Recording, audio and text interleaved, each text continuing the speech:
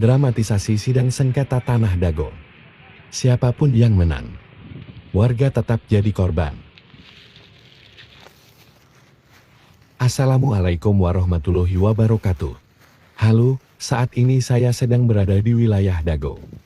Masih ingat dengan konflik sengketa tanah Dago Elos? Ternyata, konflik sengketa tanah Dago Elos merupakan dramatisasi yang sengaja dilakukan oleh beberapa oknum warga yang ternyata sejak awal sengaja dibuat sebuah skenario untuk saling menggugat. Konspirasi ini dilakukan untuk membodoh-bodohi warga, dan pada akhirnya warga masyarakatlah yang dirugikan. Berikut ini merupakan sepak terjang dari oknum warga yang merupakan mafia tanah. Diceritakan oleh seorang tokoh masyarakat, yaitu Muhammad Diyaman, yang sebelumnya pernah menjabat sebagai Ketua RT 07 RW 01 Cirapuhan Dago. Bismillahirrahmanirrahim. Berikut ini kami sampaikan sepak terjang riwayat hidup mafia tanah yang selama 40 tahun ini. Pada mulanya dia datang tahun 1960-an. Ayahnya bernama Ahya. Bersama adiknya, yaitu Ada, diberi naungan oleh pribumi keluarga besar Nawisan Tomi Rokayah binti Tama bin Eneoko bin Nawisan. Mafia tanah yang bernama Asep Makmun ini mulai berkenalan dengan mafia tahun 1984. Kemudian tahun 90-an Asep Makmun dan Didi Koswara memecah tanah adat pribumi Wisoma binti Tomi Rokayah, yaitu yang ditinggalin bapaknya tadi, yang ngasih naungan bapaknya pribumi, yang kasih naungan bapaknya itu tadi. Tahun 92 Asep Makmun sepakat dengan Iwan Surjadi, bosnya PT Batu Nunggal Indah.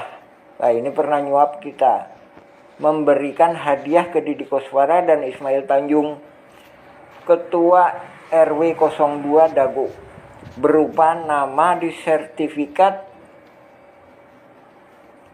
Ini merupakan lahan Pak Bagio yang lahir tahun 1900, yang dipinjam Pak Karto, Pak Selamat untuk Masjid Al-Hikmah. Kemudian tahun 1999 Asep Makmun CS mengintimidasi penggarap pribumi dan mengkhianati kesepakatan dengan pribumi. Jadi dia mau ngejual garapan-garapan pribumi. Tahun 2002 Asep Makmun CS membuat PBB atas nama Didi Koswara seluas 15.000 meter. Keluarga Asep Makmun CS mulai menguasai lapangan fasilitas umum dan sebagian udah diperalihkan ke kaki tangannya. Karena ditentang oleh tokoh masyarakat, tahun 2008-2009 bikin masalah lagi ini. Dibantu Apu Sukendar melakukan chaos di lapangan atas dengan cara membuang galian tanah proyek pembangunan Hotel Wirton Dago depan pom bensin. Nah, dengan menyewa truk TNI, berusaha memprovokasi warga dengan TNI ini tuh. Tahun 2008 sampai 2014, nah ini Asep Makmun ini aktif bersama kaki tangannya pihak-pihak luar. Nah, ini yang kemudian ntar akan menuntut ini. Ini kaki tangannya pihak-pihak luar mempelajari tanah Igendom 3740, 3741, 3742 dan 6467. Asep Makmun yang ngejelasin semuanya itu, sebagaimana juga yang di sidang. Jadi penuntutnya malah nggak tahu apa-apa. Asep Makmun jadi ketua RW 2. Terus Apu Sukendar jadi ketua RW 1. Sementara dia itu diangkat oleh lurah. Padahal ada pemilihan ketua RW 01. Nah, dari sini itulah menjadi masalah. PBB atas nama Deddy Koswara seluas 15.000 dioperalihkan ke Asep Makmun. Nah, menurut keterangan petugas PBB, ini ada di tangan Deddy Muhammad Saad. Menurut petugas kantor PBB. Muller menuntut warga Dagolos RW 2 dan 3 orang warga RW 1. Nah, ini warga RW 1 Deddy Koswara, saudara iparnya Asep Makmun. Apuso Kendar Alosana, nah ini temennya Asep Makmun, temen yang biasa nyari tanah-tanah yang gak jelas ini. Warga Dagolos diwakili Asep Makmun, pembelaan Asep Makmun gak ada padanya, yaitu tadi dioperkan ke Deddy M. Saad. Jadi warga Dagolos menang, yang menang warga Dagolos dan pihak lainnya. Kalau Muller menang, yang menang ya pihak lain warga. Nah, kita juga dirugikan. Baik menang atau kalah, baik mereka tempur atau damai, kita dirugikan. Nah, terus Muller mengakui ada 3 egendom, bukan 4. Keterangan polisi ya sah-sah aja, iya. Tapi yang masalahnya keempat itu 6467 itu identitas. Maksudnya gimana? Jadi ada pribumi yang lebih dulu. Salah satu tandanya itu di 6467 ada makamnya. Nah, terus ada wacana mau damai. Nah, damai itu kita itu warga-warga ini ada yang nggak pegang secuil kertas pun surat tanah. Kenapa? Karena diintimidasi.